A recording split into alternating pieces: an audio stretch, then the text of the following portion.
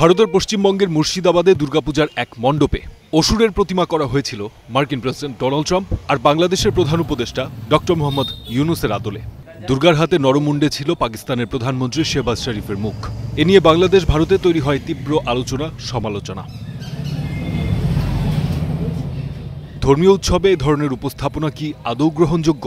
প্রতিবেশী রাষ্ট্রের শীর্ষ নেতাদের মুখচ্ছবি এভাবে ব্যবহার করলে দুই দেশের মানুষের মধ্যে সম্পর্ক বা বিদ্বেষ আরও বাড়তে পারে কিনা? বিষয়টি নিয়ে কথা হয় ভারতীয় বিশেষজ্ঞদের সাথেই।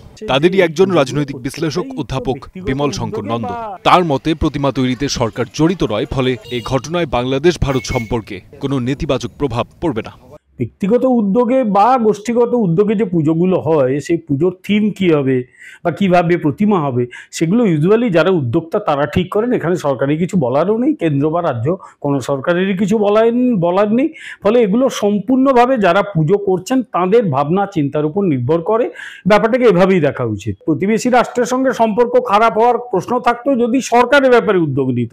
সরকার তো এরকম কোনো উদ্যোগ নেয়নি কারোর অসুরের মুখটা ট্রাম্পের মতো বা ইউনুসের মতো করতে বলেনি। অন্যদিকে বিজেপি নেতা স্বপন রায় চৌধুরী দায় চাপালেন ক্ষমতাসীন তৃণমূল কংগ্রেস সরকারের নিষ্ক্রিয়তার উপর। তার দাবি, প্রতিবেশী দেশের রাষ্ট্রপ্রধানদের মুখচ্ছবিতে অসুর তৈরি করা হিন্দু ধর্মের বিধান বিরোধী। এটির পেছনে রয়েছে রাজনৈতিক উদ্দেশ্য।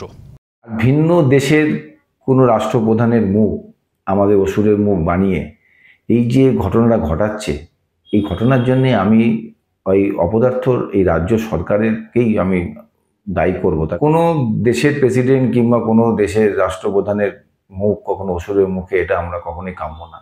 এটাকে কখনোই আমরা মেনে নিতে পারি না। কেননা কাউকে এই বিষয়টা নিয়ে আনা উচিত কেন?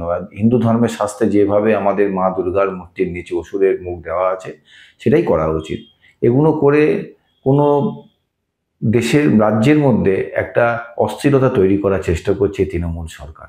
এদিকে বাংলাদেশ আনুষ্ঠানিকভাবে প্রতিবাদ না জানালেও সরকারের ধর্ম উপদেষ্টা বললেন এটি অশোভনীয় আচরণ।